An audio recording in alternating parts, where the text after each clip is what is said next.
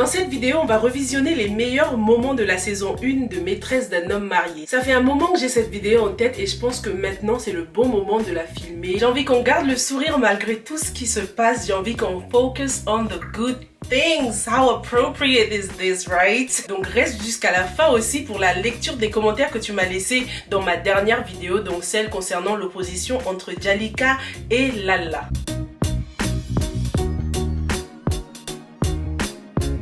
Pour cette vidéo, j'ai sélectionné 10 meilleurs moments de la saison 1. Le premier meilleur moment de la saison 1, c'est dans l'épisode 1, lorsque Marem se retrouvait coincée dans les toilettes et tout. C'était trop marrant. Oui.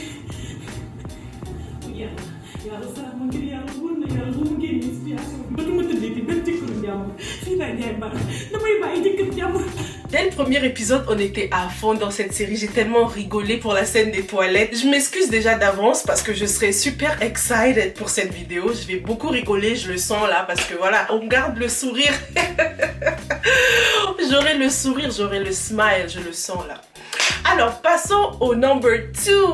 C'était dans l'épisode 8. Quand je te dis Biram et Raki, à quoi est-ce que tu penses? Je sais que tu as déjà deviné parce que je vais mettre leurs photos pour ma miniature.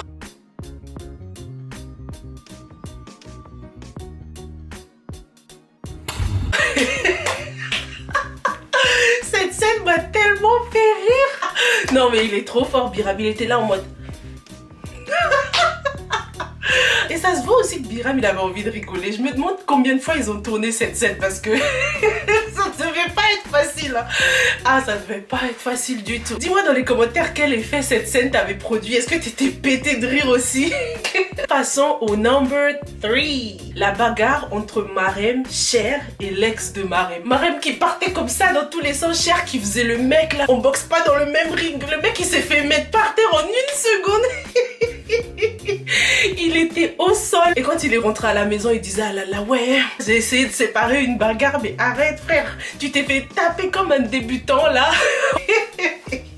Ah non, cette scène elle était trop drôle. Et Marem elle avait bien joué quand même. Hein. Alors le 4e c'était l'épisode du divorce, lorsque Jalika a décidé de réagir. Pendant cet épisode j'étais en mode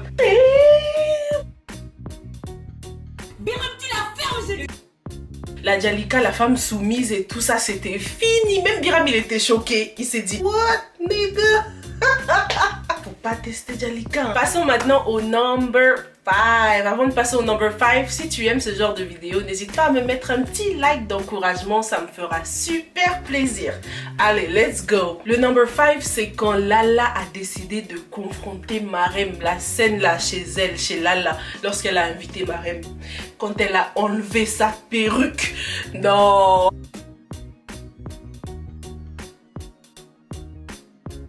Lorsqu'elle a enlevé sa perruque, j'étais en mode wow, it's going down. Je te jure, si c'était à l'époque des telenovelas là et qu'on regardait Maîtresse d'un homme marié à la télé, tout le quartier aurait hurlé en même temps lorsque Lala avait enlevé sa perruque. T'aurais entendu des gens de loin crier.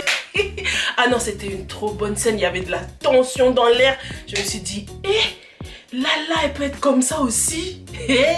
C'est fini pour Marem. Je te jure, j'étais tendue pour Marem. Hein. Marem qui d'habitude avait la bouche là, elle a pas dit un mot à ce moment-là. Number 6. Le number 6, c'est la scène du mariage. Oh là là, la scène du mariage. Marem, elle était tellement belle. C'était une très belle scène avec ses tresses et tout. Elle était super belle. Et puis le contraste avec Lala qui faisait ses préparatifs de son côté et tout. Oh là là, ce mariage quand même, hein, ça nous a surpris. Hein. À un moment, moi, je pensais que Marem, elle était encore dans un rêve. Que c'était... Je me disais, non, c'est pas vrai. Il l'a épousée là. C'est pas vrai, c'est pas vrai.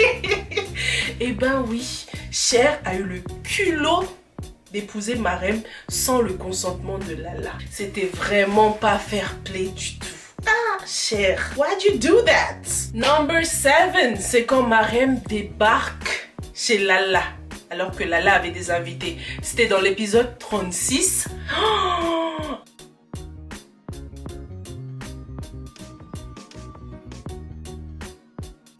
Salam alaikum. Ah non, moi j'étais choquée pendant cette scène. Dis-moi tes impressions. Qu'est-ce que tu as pensé de cette scène-là lorsque Marem a débarqué chez Lala comme ça? devant des invités, quelle humiliation. On a commencé à comprendre à quel point Marème, franchement, c'est une ouf dans sa tête. Alors en 8e position des meilleurs moments de la saison 1, c'était la scène du clash des gentlemen. Le clash entre Maki et Biram. Excuse-moi, une reine m'attend. J'ai trop aimé comment Maki l'a recalé. Biram là, il lui a dit « Excuse me, il y a une reine qui m'attend. » Biram, il a commencé à bégayer. En 9e position, number 9, c'est lorsque Jalika a donné une bonne correction à Dior. Eh, si je pouvais être là-bas et cogner Dior aussi en même temps que Jalika, je l'aurais fait. On ne blague pas avec l'enfant des autres, hein. Franchement, Dior, c'était une méchante. Elle était trop méchante envers la fille de Jalika quand même. Oh là là. Et Jalika l'a rendu la monnaie de sa pièce. Ah, elle a tellement boxé. Non, faut pas oublier que dans Jalika, il y a Ali. Elle a les points de Ali. Non, non, c'était une vieille blague ça. En dernière position, et là beaucoup de gens ne vont pas être d'accord pour le number 10, c'est la scène choc. La scène qui nous prouve que Marème est née après la honte. Avant ou après la honte, c'est quoi l'expression? En tout cas, c'est la scène où elle danse devant les invités de Lala. Oh my god.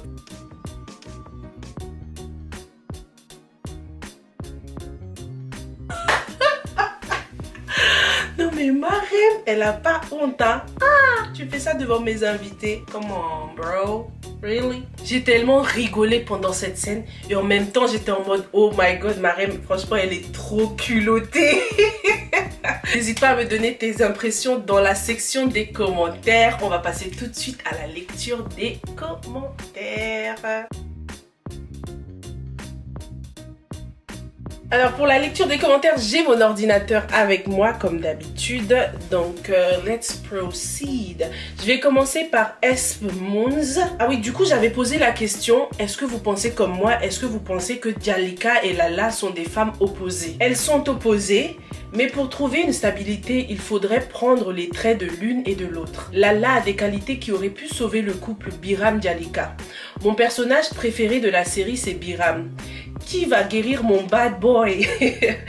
Il y a des blessures intérieures que seul l'amour peut guérir. Oh, that's so cute. C'est vrai que quand on y réfléchit, on a l'impression que Biram est un personnage qui est dans une grande détresse. Alors ensuite, Fatou Awatiam. Fatou Awatiam, elle nous dit « Oui, je confirme l'opposition entre Lala et Jalika. Rappelez-vous, lorsque Lala a appris que son mari la trompait avec Marème, elle a eu tellement peur qu'elle a inclus dans ses plans sa fille, la griotte, la femme de ménage, pour se retrouver finalement avec une coépouse, lol. » Bon, c'est la personnalité du personnage, elle a besoin qu'on l'assiste selon moi. Il y a Ginny C qui dit « Si, il y a bien une opposition, pourtant au début de la série, c'est Jalika qui passait pour la femme soumise que son mari battait, celle qui acceptait tout et n'osait pas dire non alors que Lala s'imposait. Maintenant, on voit une Jalika qui a plus de capacité d'encaisser, contraire à une Lala qui s'effondre devant ses problèmes. Pourtant, ce que Jalika est en train de vivre ou a vécu dans la première saison est plus dur selon moi. Il y a Gabrielle Simona qui dit « Coucou, moi j'ai hâte de revoir Marème, mais en même temps, comment va-t-elle laver son honneur après cette fameuse vidéo ?» C'est clair, tout le Sénégal a vu Marème. C'est chaud. Aliou Diouf dit « Moi je crois que Mustapha a aidé Raki à camoufler la mort de Bakary Sagna, d'où sa froideur envers Raki et sa mère. On l'a entendu dire que cet amour le consomme à petit feu. » Oui, vous êtes beaucoup à penser que Mustapha est au courant pour le crime. Alors, Oumou Salifou. Oui, Jalika et Lala sont complètement opposés. Pour rappel, lorsque Lala était interne, Jali lui a rendu visite et Lala lui disait qu'elle veut rester pour se battre pour son mariage, alors que Jalika, elle a préféré divorcer. La seule chose qui les unit, c'était leur époux. Alors, je vais poser ça là parce que c'est pas pratique. Emeraude K. Je pense que la mère de Biram et Cher n'aime pas Jalika car elle était la coépouse de la mère de Jalika. Voilà pourquoi elle a dit qu'elle serait mal accueillie si elle serait partie visiter Jalika. Je pense que Marème est en prison car j'ai reconnu son profil lorsqu'elle rentrait dans la voiture. Après, on n'est pas sûr que Marem est en prison pour le crime de Raki, mais peut-être pour avoir assassiné l'ex de Hafsa qui avait la vidéo de Marem en sa possession. Aussi, le couple de Mustapha et Raki traverse une période compliquée car Raki ne s'est pas présenté au mariage et le second, c'est la notoriété de Mustapha qui pèse sur leur couple. Mustapha ne sait pas pour le meurtre, voilà pourquoi Raki ne veut plus travailler et souhaite être une bonne femme. Simple idée.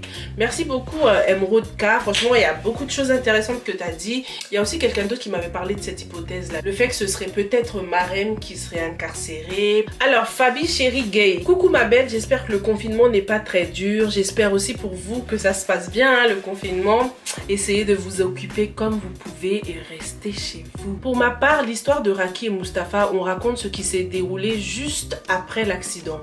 À l'heure, Raki est en prison, je pense. C'est comme une petite revenue en arrière. Bonne continuation et surtout ne change pas en ta bonne hypothèse. Comme je l'ai déjà dit, il n'y a pas de mauvaise réponse. Hein. Il n'y a pas de mauvaise réponse. On fait tous des hypothèses. Alors Mohamed Diop qui dit je suis sûre qu'il y aura beaucoup de surprises dans la saison 2. Ah ça j'en suis sûre aussi. Mais en tout cas une chose est sûre, c'est qu'on rigole moins là. On rigole beaucoup moins. Il n'y a pas beaucoup de blagues. J'ai envie de faire aussi les meilleurs moments de la saison 2. Mais pour l'instant il n'y a pas de choses joyeuses. Donc on verra bien par la suite. Ensuite Queen Star. Mais pour Raki là c'est bizarre. Est-ce que c'est pas le fruit de son imagination du genre elle est en prison et elle pense à comment sa vie se serait déroulée? Oui j'ai eu la même idée aussi au début mais là ça commence à être long. Si c'était un rêve elle se serait déjà réveillée là quand même. Je ne comprends pas bien mais qui était la fille dans la prison et pourquoi Mustapha était triste quand il répondait à la question de l'animateur radio? Je ne veux pas dire de bêtises mais selon moi elle est en prison et c'est son imagination qu'on voit. Pour la sœur de Monsieur Ndoye, là déjà je ne la supporte pas.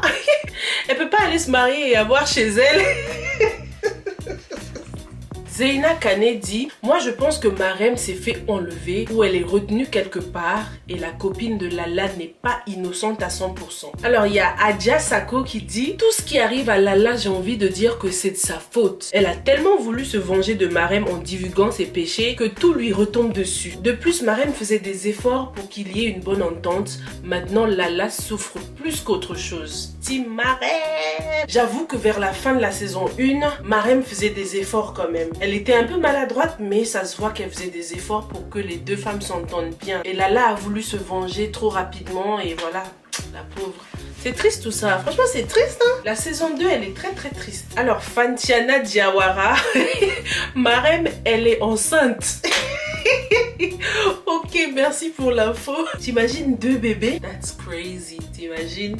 Enceinte en prison. Ah, la vie de Marem est dégringole en vrai la pauvre. Ah bah justement il y a Bertiel Kumba qui dit « Il y a longtemps que j'ai pleuré pour un film, Marodi est fort. La mère de Marem m'a fait pleurer connaissant l'histoire de la mère et la fille.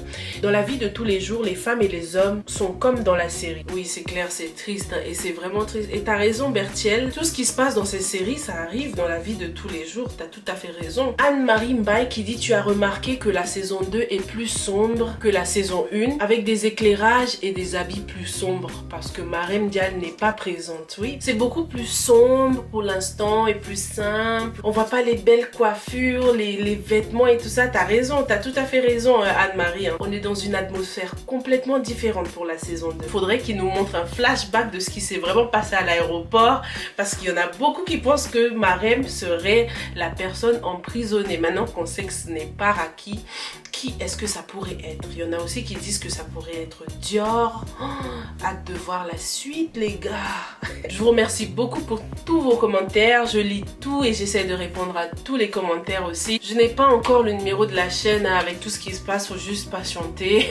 Dès que je l'aurai, je vous tiens informé. Donc pour l'instant, pour ceux qui souhaitent m'envoyer leur revue, vous pouvez le faire par Instagram ou bien par Facebook. Ça peut être une vidéo que tu fais seule ou avec des amis, quelqu'un de ta famille et puis je posterai la vidéo sur ma chaîne pour que tu aies un peu de visibilité et pour qu'on puisse partager nos avis sur toutes ces superbes séries sénégalaises. En attendant, je te retrouve dans la prochaine vidéo. Reste chez toi, diminue les sorties, annule tes rendez-vous et surtout, focus on the good things. Essaye de garder la pêche, garde le sourire, même si c'est difficile en ces temps de coronavirus. Continuons à prier et espérer que tout ceci fera bientôt partie du passé. Allez, Bye.